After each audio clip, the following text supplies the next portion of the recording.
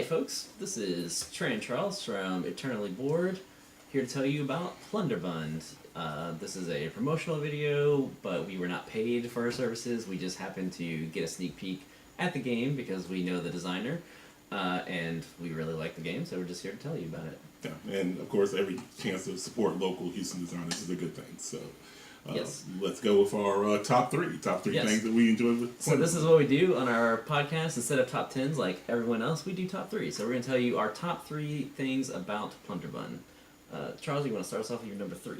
All right, my number 3 is going to be the handmade components. As you know, there's a lot of different tiers. We got a chance to play with the top level tier where the wife of the designer helped actually handmade the components and the pieces that we were playing with, and I thought they were really well done. They're really cute. Yeah. They're sort of like a clay poly resin. Yeah, and, they feel really nice. So yeah, I've just seen like handmade board game components. Like it used to be very popular to do with like the Agricola like veggies and right, stuff. yeah, It's that kind, and they look really cute and nice, as you said. yeah. My number 3 is it is a very solid economic system that's not like fiddly to keep up with. You know, a lot of these economic games, you're really having to fiddle with a lot of different tracks and prices going like fluctuating constantly. And this system is very smooth. There's very little upkeep.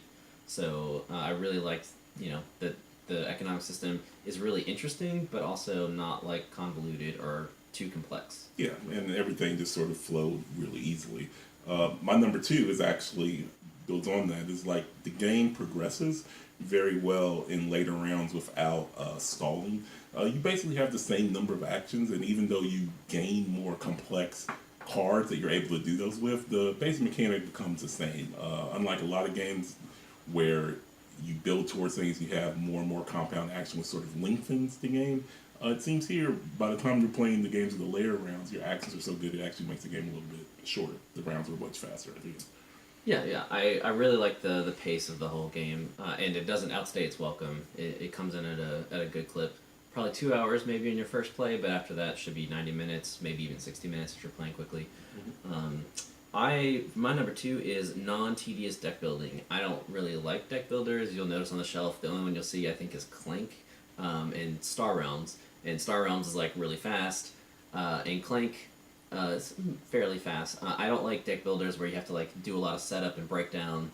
It's like 10 minutes to set up, 10 minutes to break down. Like I just want to play, and this uses like a row kind of system in drafting, so you don't have to like set out a bunch of individual decks. You just kind of like shuffle the whole deck together, and I really like that. So really easy setup, really easy takedown, and the deck building components are like not oppressive.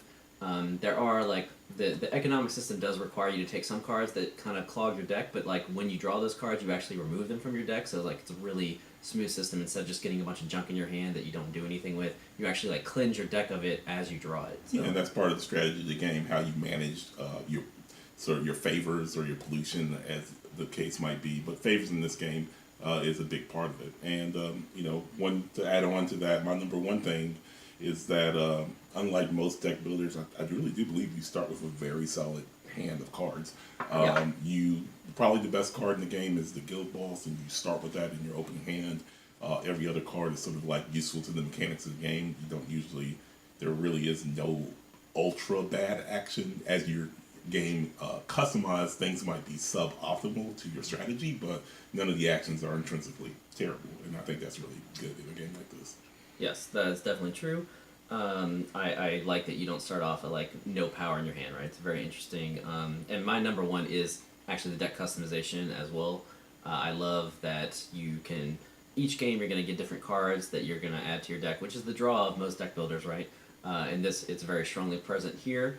And also the cards you choose, because it's also an action selection game, so the cards you choose are going to kind of point your strategy. So there's strategic decisions, but also the tactical decisions that you get with deck builders. So like you're making decisions based on what you draw in your hand, but the cards you choose are very like, they're like a strategy, right? You're pointing yourself in a strategy. So you're making long-term decisions as well as short-term tactical decisions. And I love the mix because I love tactics, but I also love strategy. And I don't like a lot of games that are just tactics or just strategy. I like to be able to do both. Yeah, and then as you improve and as everyone gets better, it sort of like introduces more resources into the game. So you have a better economy. So that's part of the economic system. But you can see that on the other videos that are on this Kickstarter to teach you how to play. Yep. Anything else you wanted to say? I think that's it for now. So, All right. So definitely give Plunderbund a look if you like economic games, if you like deck building, if you like action selection, or any combination of those three. I think it's a very solid game. Really enjoyed my play, and I look forward to backing this project myself and enjoying mini plays in the future. Same here.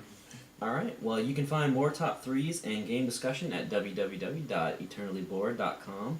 And you can find us on Twitter and YouTube. Same thing, Eternally Bored, but with, bored as in board games, of course. So until next time, we're eternally bored, so you don't have to be. Black Plunderbund.